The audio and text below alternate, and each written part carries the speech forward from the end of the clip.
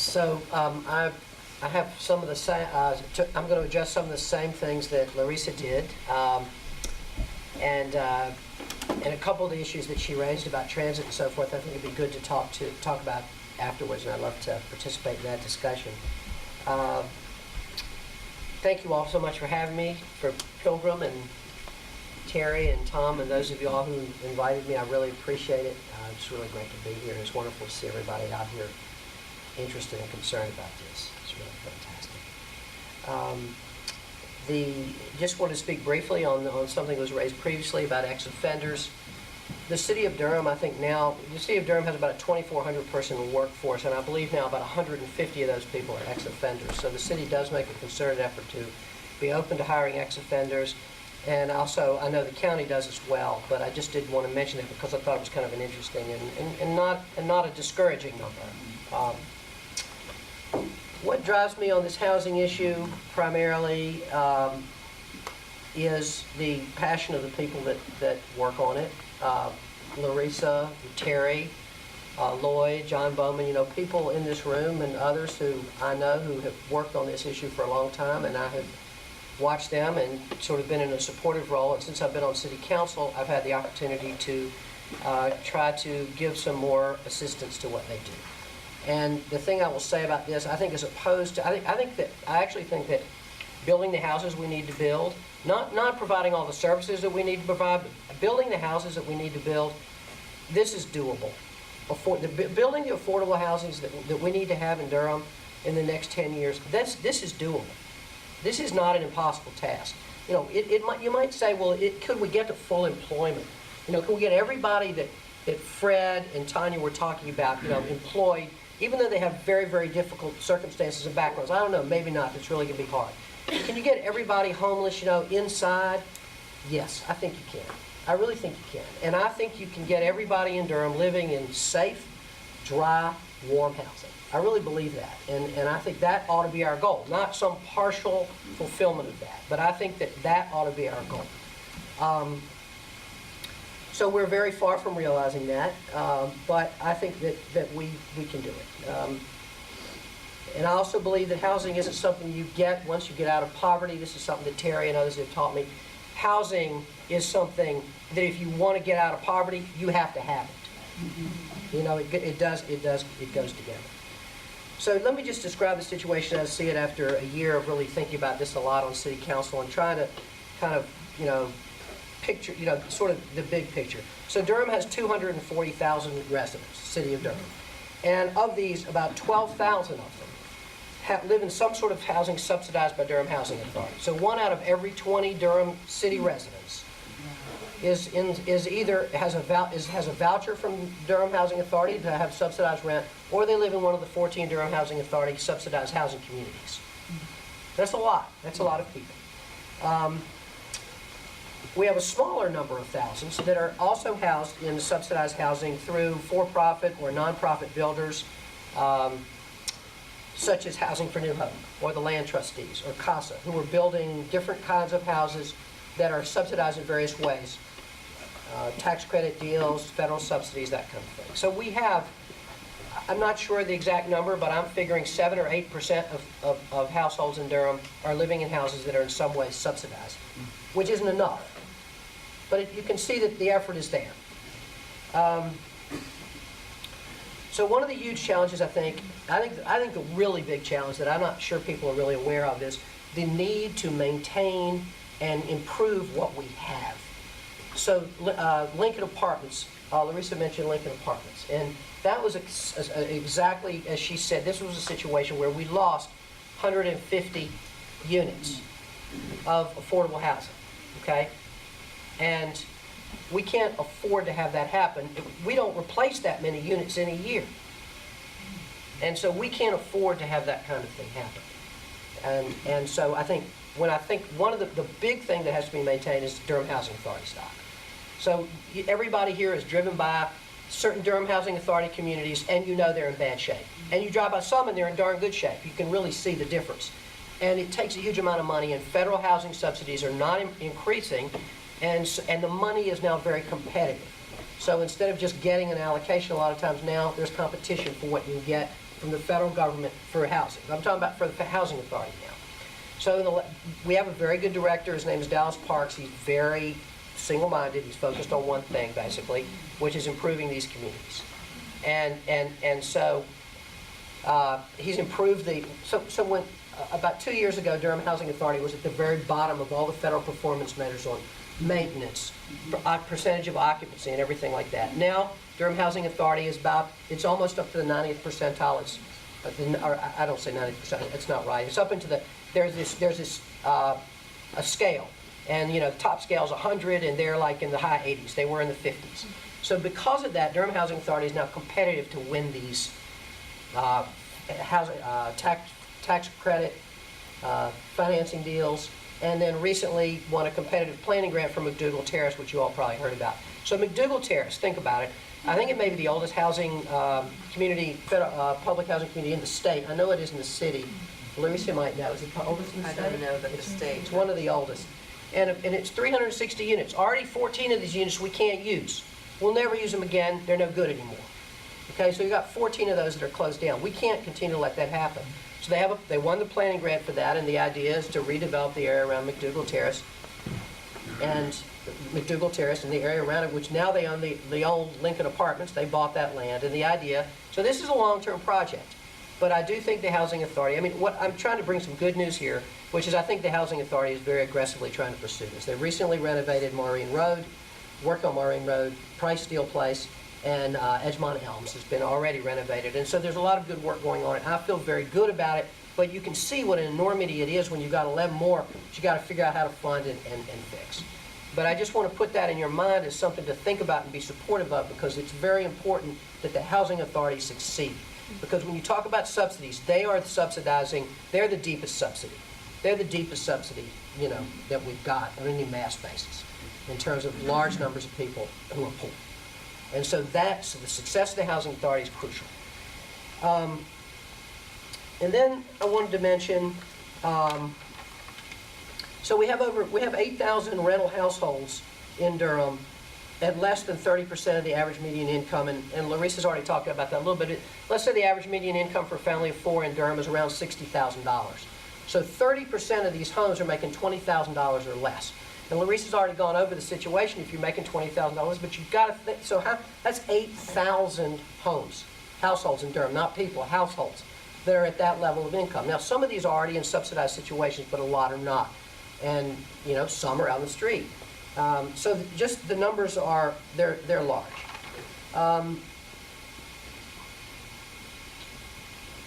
So just think about Lincoln Apartments. Lincoln Apartments is the kind of place where we really can't afford to lose, because it wasn't subsidized. So it was low-income housing, but it was privately owned. It was owned by a nonprofit corporation. It was built for people who used to work at Lincoln Community Health Center. And it was built for a good reason, and Larissa's already talked about the reason that it was built and the people it was built for. So, but over the years it was allowed to decay. People could pay less rent. The owners couldn't maintain it, and it kind of spiraled downward. But I was over there a lot in the last 6 months, I'd say, since things began to go bad. And when it was announced it was going to be closed, and I spent a lot of time over there, and I talked to a lot of people. So when you think about those people, who are they? You might think, well, they don't work. Well, some of them didn't work. And there were some people over there, once things had really gone to heck, there were people people over there who were dealing drugs, and there were some really bad things going on. But most of the people over there worked. So one woman who I talked to several times, she was actually one of the last people to leave, had worked at Bojangles. She worked at Bojangles. She had 3 kids. She made $9 an hour, and you just can't make it on $9 an hour in this country, And the president wants to raise the minimum wage to $9 an hour. God bless him, and I hope we can. I hope we can. But $9 an hour, if you have a family of 3, with 3 children, it's not going to happen. A certified, a CNA that you were talking about earlier, Tanya. This was a woman. She was my age. She was 61. She had worked. She worked 25 hours a week. She had lived in Lincoln Apartments. She would pay $350 a month rent. She lived by herself in Lincoln Apartment for 33 years.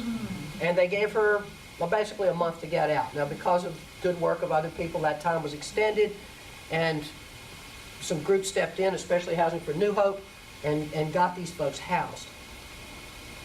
But these were not people who didn't work. These were people who worked and couldn't afford anything decent. And I mean, I think that's the thing we have to keep in mind. So this is where this triangle comes in. You know, you've got to have it all. These people need better wages, and they also need housing that is affordable to them. So we got to maintain what we have.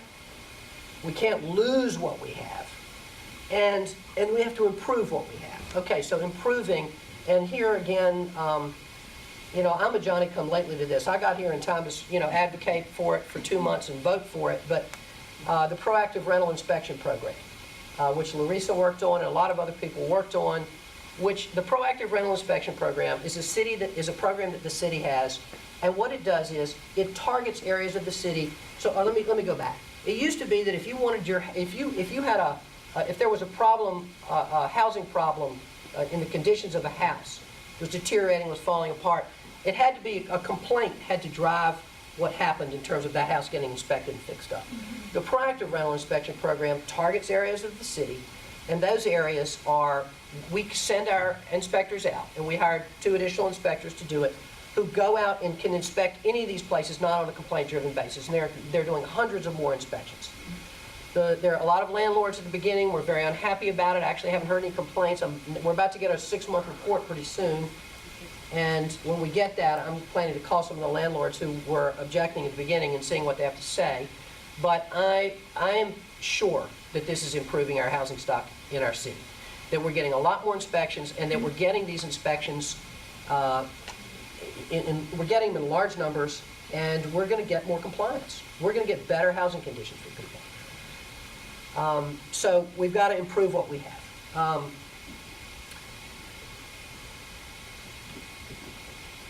And then the last thing we have to do is we have to add to what we have. We have to add to what we have. We've got to say what we've got, and we've got to improve it. But then we have to add more.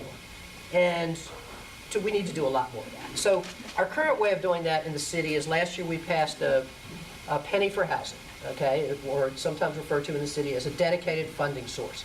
So we have other dedicated funding sources you probably may not be aware of.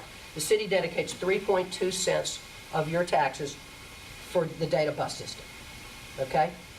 We dedicate now 1 cent for affordable housing, building housing, all right, and helping build housing. How much is that? All right, first of all, what that means is if you own a $200,000 house, which some people in this room do, $20 from you every year is going to help somebody else have a house. Doesn't seem unreasonable to me. And I'll tell you, we've got, in my opinion, we've got no pushback on that. Nobody came down and said, you should not be doing this. You know, I mean, maybe that's because this is Durham. But we didn't get a lot of people come down and say, you know, those of you all who were around that debate, we didn't hear any of that. You know, we did it. The council was unanimous. The city manager supported it. There'd been a lot of work to build up to it over the years that all these great housing organizers did. But by the time we did it, you know, so keep that in mind for the future. It generates $2.3 million a year, and of course, as the tax base goes up, it'll continue to generate more, and we think that over the next 5 years, it'll generate about $12 to $12.5 million. Okay, so what's currently in the plan to do with that? So you got to think about the penny as maybe, what I'm calling the penny, meaning this dedicated funding source, this $2.3 million a year, is a fourth to a fifth of the total dollars that we're getting for housing, because we're getting federal money, and then that federal money, and this also is leveraging other kinds of, is leveraging private development for affordable housing, okay? Not to get too deep into the numbers, but my point is it leverages a lot. And there's been a lot of disputes about what it's leveraging. So one of the big disputes about what it's leveraging is should we have made the decision to build in what used to be called Rolling Hills, which is now called Southside East and West. Let me just say that I was in favor of that. I know there are people that weren't, but I think that when the time came for the decision to be made, I think we did the right thing. And I think that we only did the right thing because we were willing to add a penny to do some of the other things that lost federal money going up to Southside would be able to do. So now we got to do those things. And so what are some of those things? Think about the next 5 years. We have a little chart roughly, and so this is just for the local share, just for what our penny is going to fund. Your penny, you're paying. $1.5 million in mortgage support for low-income home ownership in Northeast Central Durham, Southwest Central Durham, and other parts of the city. So this will be the Durham Community Land Trustees, self-help maybe, Habitat for Humanity, low-income, affordable home ownership. So the way this usually happens is the city will put in a $20,000 second mortgage, and then so let's just take Habitat. They raise private money, they get a second mortgage from the city, they build the houses inexpensively, and so they can put people into low-income people into home ownership affordably. The city supports each of those houses with a $20,000 second mortgage. About $1 million in the next 5 years is in the chart for rapid rehousing. Rapid rehousing is a program that Housing for New Hope runs through a contract with the city, and they have gone out and they've taken that $200,000. Actually, this year it's $288,000 of city and federal money, but they've gone out and they've matched that with an equal amount of money, almost, or a couple $100,000 of private money. Probably some of you all are donors to that. And what this does is rapid rehousing. It takes people like at Lincoln Apartments or other places, and who are, and I'm gonna describe it, and then Terry can tell you what it really is. But rapid rehousing, what it does is it takes people who need not like totally rebuild from the ground up, but people like Lincoln Apartment, like this woman I described, who has a job but who can't find, who maybe doesn't have the first month's down payment, or doesn't have the deposit, or doesn't have the utility deposit, or has some bad credit, or needs 2, 3, 6 months of support. And rapid rehousing does that. And I think, how many families do you think we'll put in houses this year? Well, we've committed to at least 45 families and 35 individuals. 45 families and 35 individuals. So you can see that will be money that's incredibly well spent. We have, think about that. Now we've got, well, I'll get to the homeless stuff in a second. But so that's rapid rehousing. We have about $1.5 million in the next 5 years for something like permanent supportive housing, permanent supportive housing, or housing for particularly low-income people and low-income people with disabilities. And exactly how that money is going to be spent and what kind of projects it's going to be for is super important. Mm-hmm. Currently, the state, the housing finance agency, their formula basically is $10,000 of city money for every new unit. So $1.5 million, that's 150 units. That would be great. What the current city plan is, and this is kind of new, is to kind of put that money in the bank for a couple of years so that we can do a bigger project and we can win a big housing finance agency award for a bigger project. So some of our, we have mainly our nonprofit developers here are small, and it's hard for them to do a big project, but in partnership with others, they can do a bigger project. And so my hope is that we will spend that money wisely, and that we'll use it for people who really need it the most. I mean, this is one of our pots of money for people that really need it the most. If you can be a low-income homeowner, you don't really need it the most. I'm talking about people who really, really need it.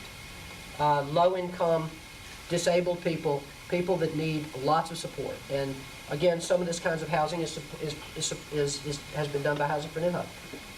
And they do a wonderful job with permanent supportive housing. But they're not the only ones. There are a lot of other people that do it too. We have a group called CASA that's building 10 units on Guest Road. We have a lot of interesting, amazing stuff going on by small nonprofit developers.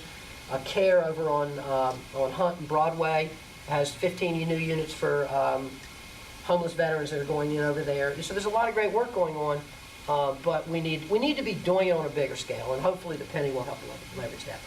I know I'm probably overrunning my time here. One of the things I want to say is that, so just to go quickly through the rest of the penny, $1 million for elderly disabled people's home repairs.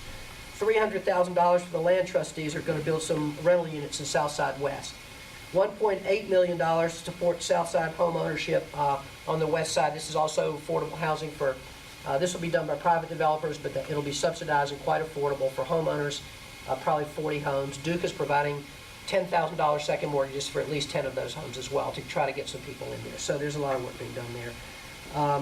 there's more money in there too, and I think that, what we need to be doing is targeting it to the people that need it the most. So again, I just want to say, it's a huge effort, but when you keep in mind that we have 798 people in our homeless count, 759 people in our homeless count, 53 of whom were unsheltered. The good news about the unsheltered is a lot of communities have upward of 30% of their homeless unsheltered. We have about 7%. It's nothing to be happy about, you have 7% unsheltered, but I think we can say that we're doing a better job in a lot of communities, and we can be proud of that, but we have to keep that effort up. To do it, we got to build. We have to build. And so my last message really is, we can do this. I am sure we can do it. It's a matter of will. It's a matter of putting the money up. I don't know about providing the services. I don't know how. I really don't. And I know, the county does an amazing job with social services, and, all these groups that are providing much more, where Larissa works, Reinvestment Partners, they provide much more than, to people who have needs in housing. They provide important services, Housing for New Hope, what Fred's doing. But in terms of the actual putting up the houses, I am sure we can do it. It is absolutely a matter of will, and are we willing to spend the money? So that's it. All right.